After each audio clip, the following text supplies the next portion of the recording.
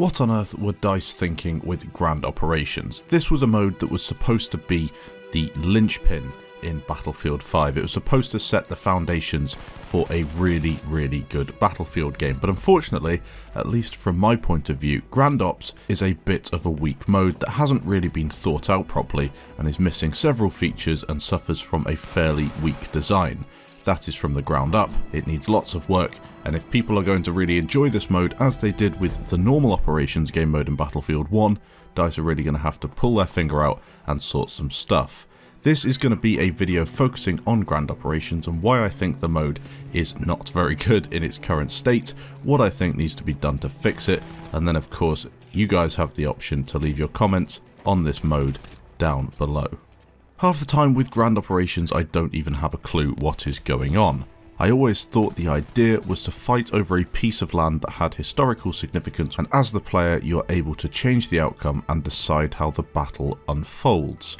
Battlefield 1 certainly did that, and although some of the maps were a bit difficult to have fun on, the general idea and construction of the mode was really well received. It was a new mode to Battlefield 1, not something we'd had in previous Battlefield games, and Battlefield 5 was supposed to build on that, and considering the game is set in World War II, surely the whole thing would be a great opportunity for the game to make a mark.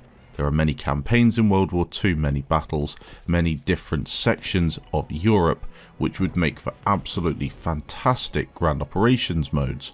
You could then set things in North Africa and look at different theatres of war, as they have done, but maybe making it more historically accurate. There are some things with the European campaigns that are just not good at all, where you have paratroopers dropping into situations where they never would really be there, and then you're jumping from one part of Europe to the other with no clear link between the two. The more pressing issue, in my opinion, is the fact that you don't even know if you won half the time, and even after a really solid performance from your team, you feel as if the game just moves on, giving what you did in the last round little relevance. Just to break it down, for those people who don't understand Grand Operations, it's fairly confusing and I don't have a full grip on what's going on, but just to make it simple and kind of a summary, the first 2 days are for gaining an advantage that you use on the final day to either win or lose. If it's a draw, the team engages in final stand. More specifically, day 1 is for reinforcements and day 2 is for breakthrough or conquest. The final day is where you win the game.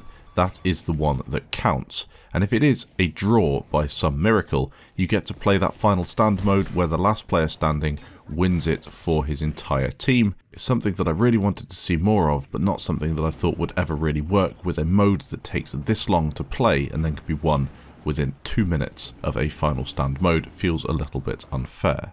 You get punished in Grand Operations for no reason whatsoever. For example, as the attackers you can destroy all the objectives on day 1, capture all the sectors on day 2 and then lose a single objective on day 3, causing you to lose the entire Grand Operations. In fact, I think it's actually possible to win a game of Grand Ops even after losing the first 2 days and not completely capping all the final objectives on day 3. This means that you can win as a very poor team, and I don't like that on Battlefield. I think you should be rewarded for defending or attacking properly. If it were to go to a draw, the final stand mode seems like a pretty pathetic way of ending a good hour of fighting, albeit a nice idea as I'm never quite satisfied with a tie. To build on the disappointment that is already Grand Operations, the catch-up system on Conquest is horrific and needs to be changed. Conquest is of course part of Grand Operations, part of the day 2 section when you're not playing Breakthrough. I'm not really a fan of that and we'll get onto that in a bit, but why reward teams that are playing badly at the objective? In previous Battlefield games they are just left to lose, and even with the negative change to the Conquest ticket system in BF1, at least you knew you lost because you didn't cap all the flags. Battlefield 4 had it best, and although every game wasn't close, it was more than possible to stage a comeback and steal the game from under the enemy's noses without the help of an algorithm that decides how fast a flag should cap. If you haven't seen this before on Conquest, well, essentially what it does is when you're losing, it enables you to cap flags more quickly, and when you're winning, you cap flags more slowly, and then the impact that flag has on the ticket bleed is a lot different. I believe that's the whole concept behind this from DICE. You've also got it with the vehicles. Vehicles spawn far more slowly when you're doing well than if you're losing, then you get vehicles spawning far more quickly. I see where DICE are coming from with this idea, as people have cried out for closer conquest games with more late turnarounds, but really manipulating the game and essentially cheating the winning team out of a victory. I don't like it one bit. Going back to Grand Operations for a minute, I found a great Reddit comment on a post that criticised the game mode, and it's definitely worth a read. Someone was complaining about Grand Ops, saying that it doesn't really feel like a proper operations mode, more like a random playlist with some poor writing thrown in between the rounds. And this is the comment that followed. It's definitely worth a read, and I'll just highlight a couple of things that I think were important. The main thing here is the alternative history.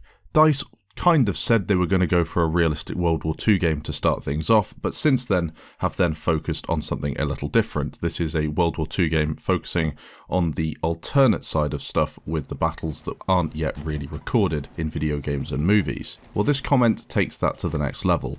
You're going to have a Grand Operations mode that is going to focus on battles that were historically significant, maybe battles that haven't been recorded, that's not really the point. But as a team, you can then change the outcome of that battle. So if you play really well as a defender, maybe the Axis troops don't get in and take the city that you're defending. Maybe if you're attacking really well, you can then destroy everything in your path and take the position, changing what happened in World War II slightly. I'm not certain everyone would enjoy this, but if DICE made it clear that they were going for an alternate World War II, I don't think the backlash that we've seen would be anywhere near as large. It would also be quite interesting, because how many times have you seen DICE go for the very simple historical approach where they take something that happened and just try and copy and paste it, often not doing the whole thing justice. In addition to this, Grand Operations has Airborne as the first day, and this is a bit of a meme. Jumping out of a transport plane is cool, and parachuting down onto a battlefield can be quite cinematic and pretty damn awesome at times. What isn't awesome is getting shot out of the sky before you can even jump out of the plane, not having control over your parachute, or landing in an area with absolutely no cover whatsoever. This screams of a mode that was hurried together and not really tested properly, although I do have confidence that DICE can tweak some things to make it work. In my opinion, a far better way to stage this Airborne mode would be to allow the attack team transport vehicles both in the air and on the ground, therefore allowing them to get around more easily and speeding up the first section of the mode. You would get someone in the transport plane flying you about instead of it being controlled by AI. Maybe 20 people could get on the plane and jump at different times, or the pilot could fly behind enemy lines, dropping you all off.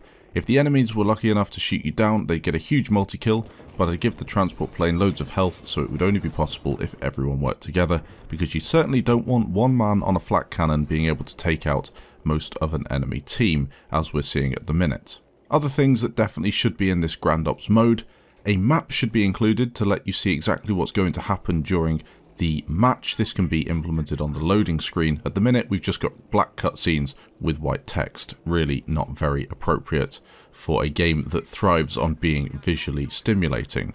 Conquest shouldn't be in Grand Operations at all, it needs to be Breakthrough at the very least. Conquest has its own mode, and that'll do for now. I've also come to the conclusion that Conquest Assault is a terrible mode and should never be in any Battlefield game ever again unless the map is specifically designed for it. The cutscenes that we had in Battlefield 1 before Operations and between days were pretty cool. I always wanted to skip them, but to be fair, I know a lot of players loved them and would really like them to be reintroduced to the game. And what is it really? A cinematic dolly shot and 20 seconds of narration. I could pretty much do that for all of the Grand Operations modes in an evening.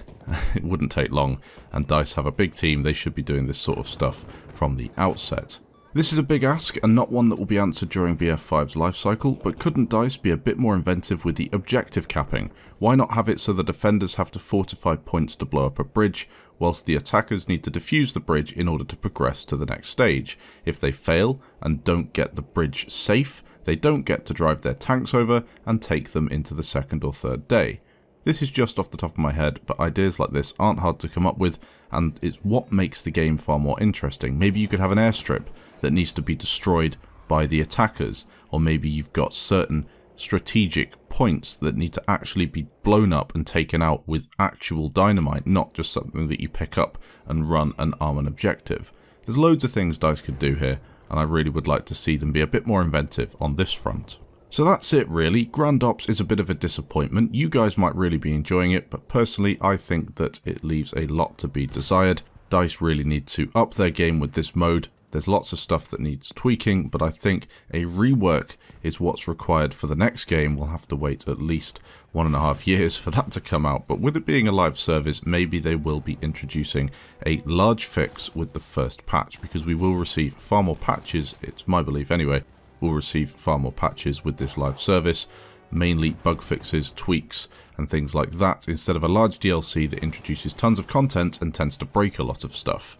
This means they can refine the game over time, and hopefully, fingers crossed, Grand Operations will be a better mode to play, because I do like the idea of fighting a large battle over several days.